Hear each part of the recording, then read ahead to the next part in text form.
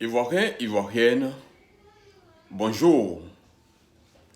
Je suis DSK, cyberactiviste pour Côte d'Ivoire, membre du mouvement Alliance pour le changement et le développement de la Côte d'Ivoire. Pour le mouvement Alliance, le président Laurent Gbagbo, ancien président de la République de Côte d'Ivoire, ancien prisonnier politique de la CPI, a parlé. Et chez nous, quand un éléphant passe, il n'y a plus de rosée sur la route. Je reprends. Quand un éléphant passe en brousse par un chemin, si vous empruntez ce chemin, il n'y a plus de rosée sur la route. Après le discours, l'interview de Laurent Gbagbo, plusieurs personnes se demandaient, mais qu'est-ce qu'il a dit? Qu'est-ce qu'il faut retenir? Qu'est-ce qu'il faut comprendre? Nous, Mouvement Alliance, nous voulons reprendre et expliquer tout simplement ce que Laurent Gbagbo a dit à travers son interview du jour. Ivoiriens, Ivoiriens, nous sommes à 2 jours de la fin du mandat d'un régime marmailleur, trompeur, corrompu, corrupteur, violeur, qui violente la population. Et donc, le président Laurent Gbagbo est sorti et pour tout ce qu'il a dit, il faut retenir 3 points. 3 points très essentiels. Le premier point, le président Laurent Gbagbo a parlé de la Constitution. Et le président Laurent Gbagbo a mentionné que la Constitution, c'est la loi fondamentale qui régit une société. Dans le monde entier, comme vous le constatez, les hommes sont différents. Les femmes sont différentes. Chaque personne a ses manières de se comporter. Et donc, pour pouvoir vivre en société, pour que la société dans laquelle tout le monde vit soit harmonieuse, on mène des activités et qu'on ne se tue pas, on ne s'agresse pas, il y a ce qu'on appelle des lois que les êtres humains ont écrites. Et on met ces lois-là dans un cahier, on publie à tout le monde et on demande à chacun de respecter ces lois. C'est ce qu'on appelait la Constitution. Alors, cette Constitution donc te permet de ne pas aller insulter quelqu'un, de ne pas attaquer quelqu'un et donc de vivre ta vie. La Constitution protège, la Constitution régularise, canalise les activités de tout le monde. Et chacun doit respecter chacun à travers la Constitution. La Constitution ou les lois poussent les uns et les autres à se respecter, à s'accepter, quelle que soit la façon dont ils sont, quelle que soit la façon dont ils sont créés, quelle que soit la façon dont ils agissent. C'est le respect de la Constitution qui permet à chaque individu de se déplacer d'un point à un autre point et de mener ses activités. Et donc, le président Laurent Gbagbo rappelle dans son entretien qu'il faut respecter la Constitution. Mais malheureusement, la Constitution en Côte d'Ivoire, Alassane Dramane Ouattara l'a dans sa poche, comme un cahier de brouillon. Il écrit la Constitution quand il veut, il change la Constitution comme il veut et il ne l'applique pas. Il ne respecte pas la Constitution. Il ne la respecte pas.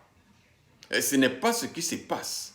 Dans tous les pays, ce n'est pas le président de la République qui modifie la Constitution.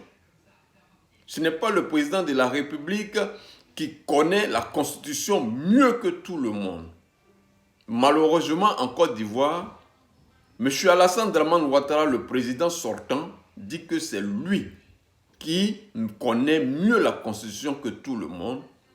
Et donc, il fait écrire la Constitution comme il veut Et en définitive, il ne respecte pas. Alassane Dramane Ouattara est le seul individu au monde qui, ne respecte pas les constitutions, donc les lois, et qui prend lui-même de par lui la force d'aller faire écrire une constitution et finalement lui-même ne respecte pas ce qu'il décide comme loi.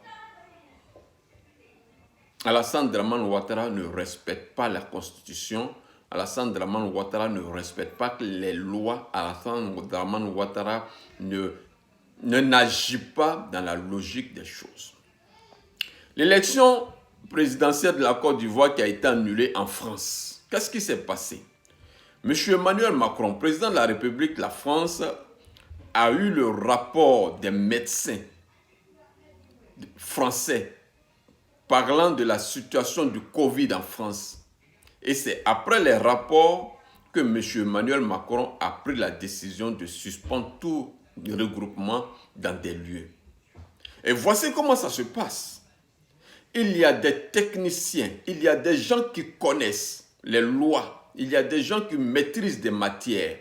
On met ces personnes-là en évidence, on leur donne ce travail, ils font et ils proposent au président de la République qui entérine.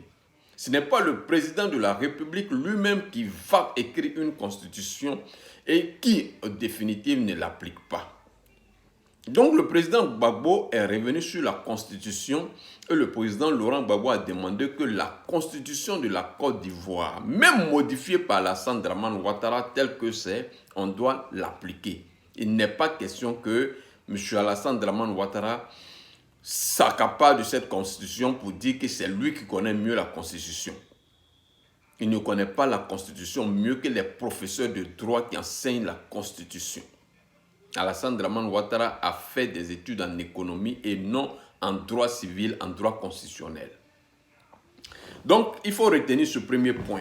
M. Laurent Gbagbo a demandé dans son interview que toute la Côte d'Ivoire, tous les hommes politiques respectent la Constitution. Je prends un exemple. Aux États-Unis, où il y a tout le monde, tous les pays ont des représentants aux États-Unis. Si la Constitution ou les lois des États-Unis n'étaient pas respectées, ça allait être une jungle totale. Donc la Constitution ou les lois d'un pays régularisent, canalisent, permettent à chacun d'aller et venir, de mener leurs activités. Et c'est ce qu'il faut respecter. Le deuxième point, concernant l'interview de M. Laurent Gbagbo, il est revenu sur la situation du pays.